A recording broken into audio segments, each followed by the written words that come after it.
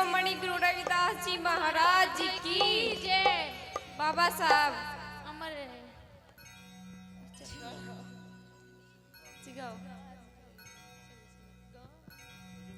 मेरी काया निर्मल होगी संतों के सत्संग में। मेरी काया निर्मल होगी संतों के सत्संग में। संतों के सत्संग में गुरुओं के सत्संग में। मेरी काया निर्मल होगी संतों के सत्संग में।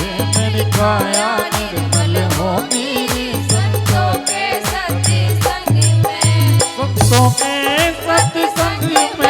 गुरुओं के सत्संग में मेरी काया निर्मल होगी संतों के सत्संग में।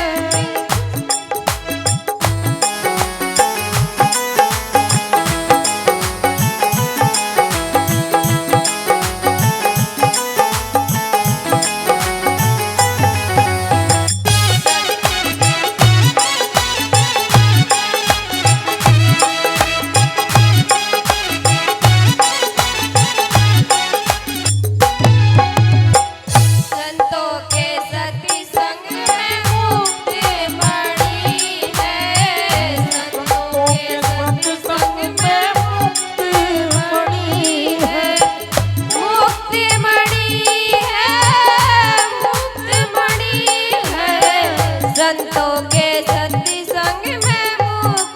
मणि है। यो